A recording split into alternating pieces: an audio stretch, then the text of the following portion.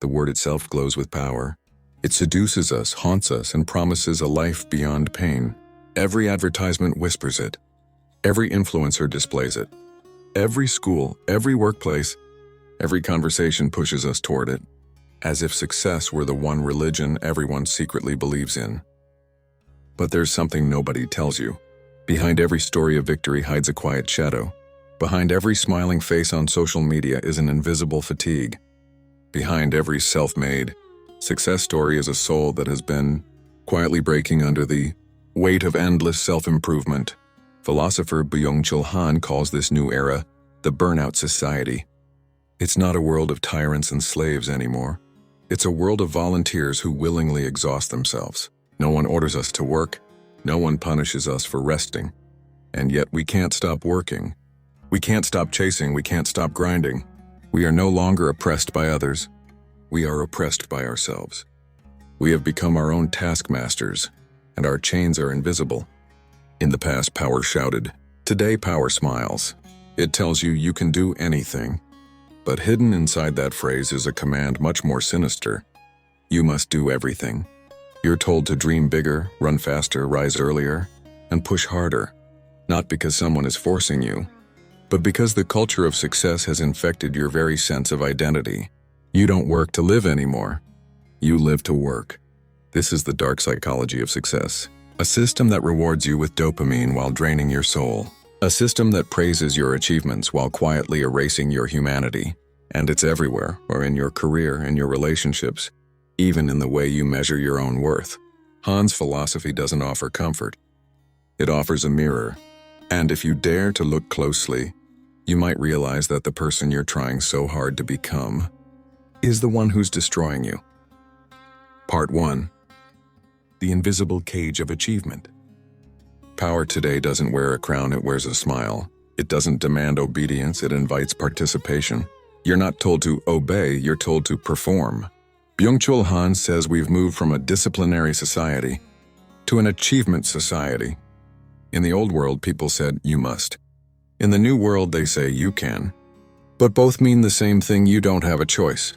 The only difference is that now, you believe you're free.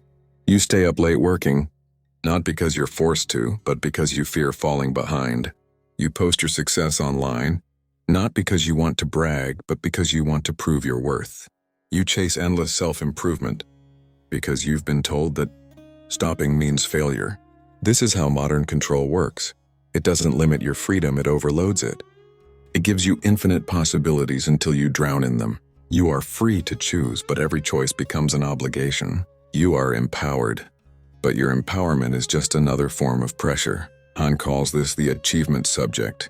It's a person who no longer says, I must do this. They say, I can do this. But in that innocent phrase hides a quiet tragedy because the can becomes endless. You can always do more. You can always be better. You can always improve, and therefore you are never enough. The modern self is a project that never finishes. Every day you wake up with a new task.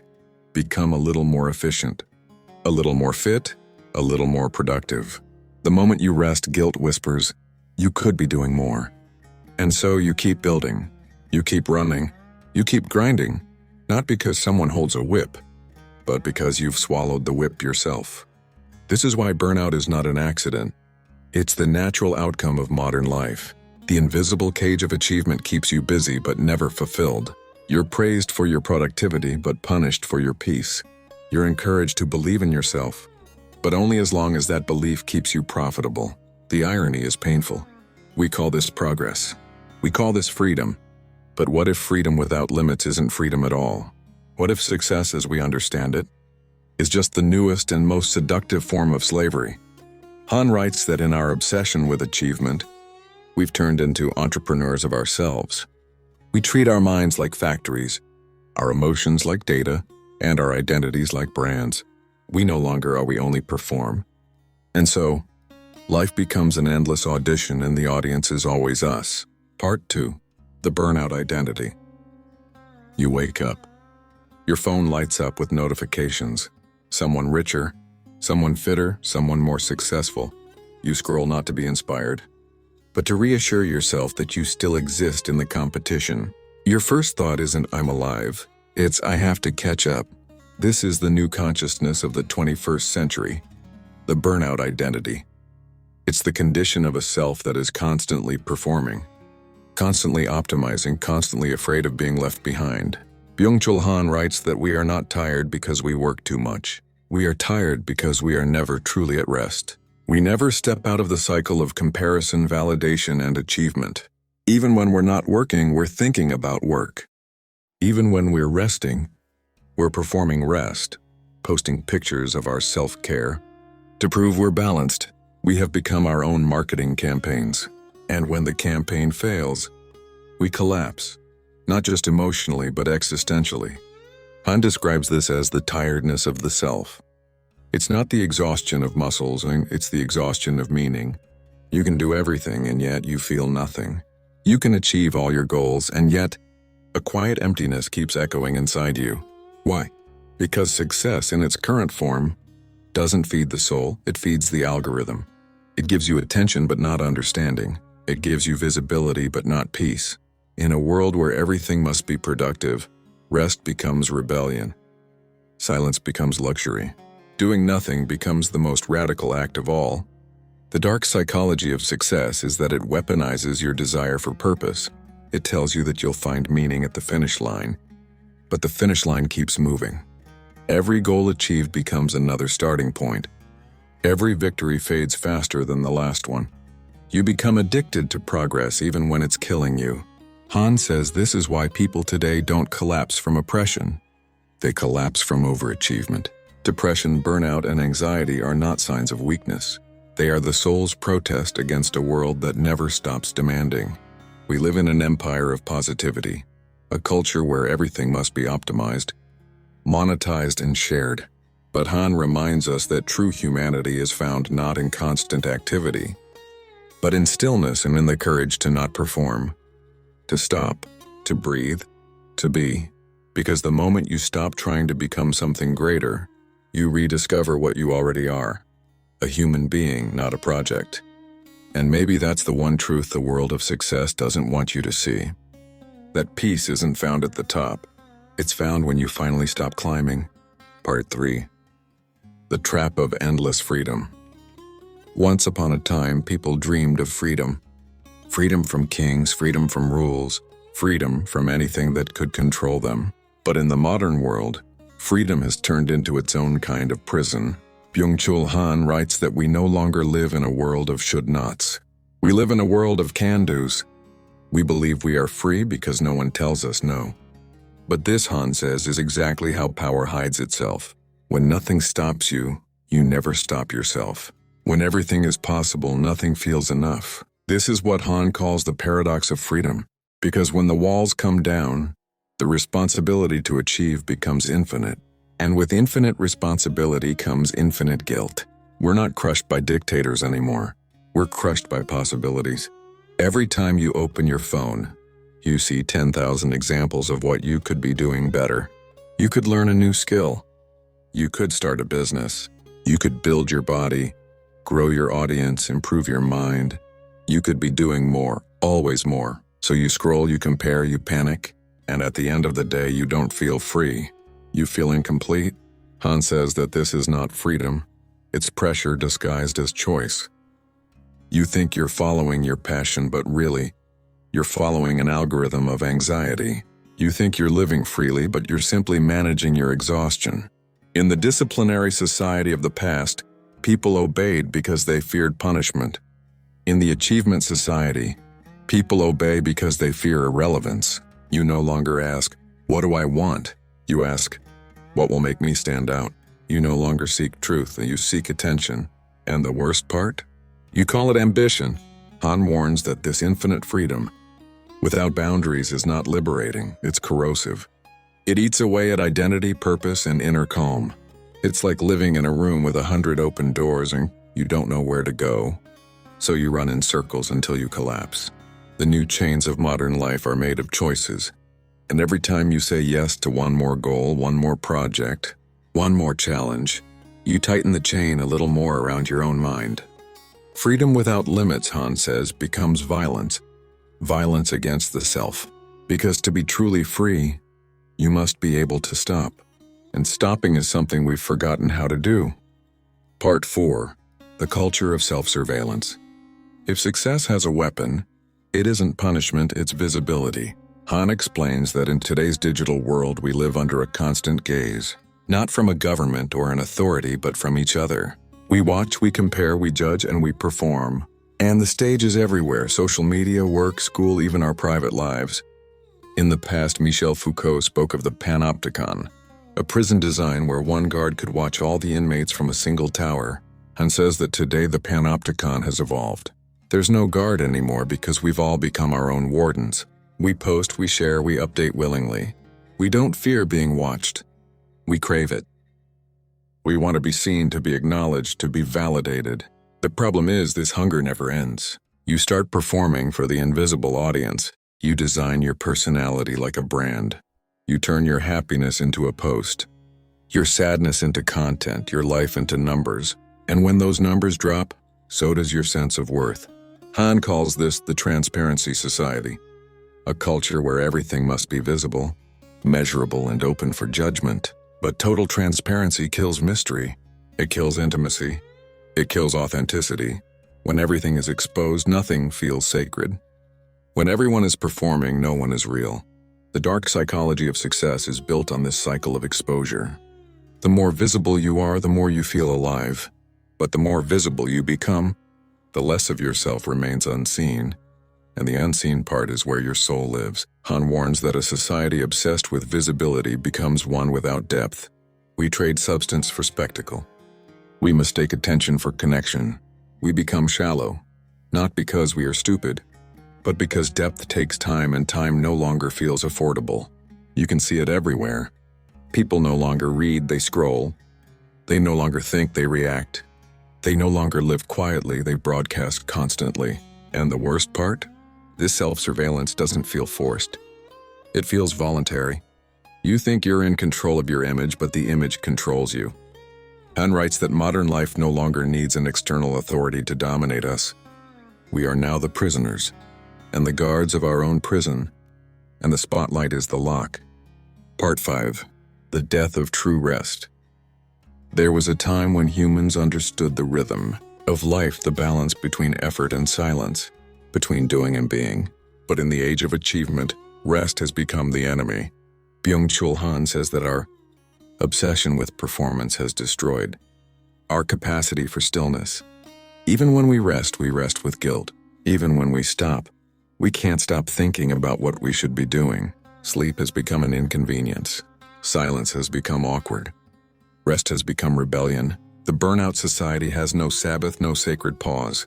Every hour must be productive, every minute must add value. And so even our leisure becomes labor. We work out instead of play.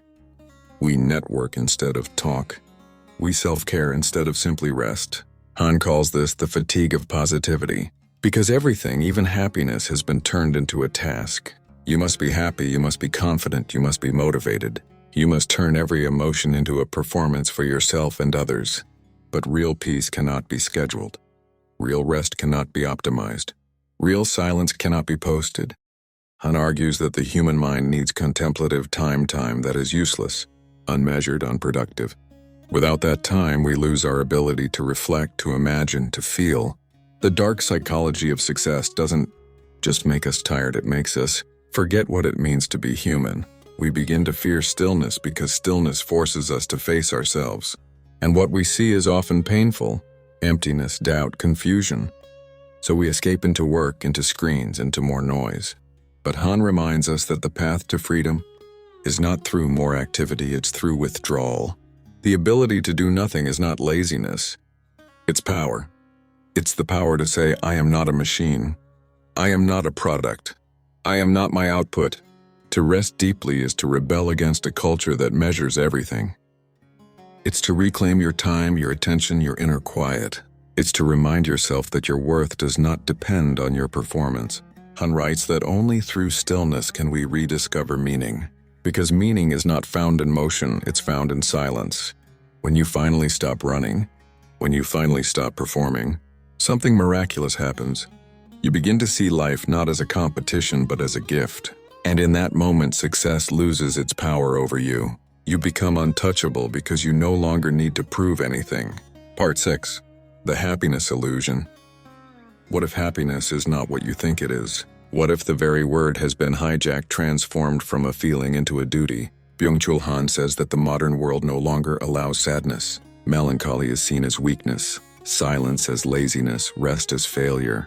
We are forced to smile even when the soul is starving. This is what Han calls the tyranny of positivity, a system where every emotion must be converted into enthusiasm. You can't simply live, you must celebrate life.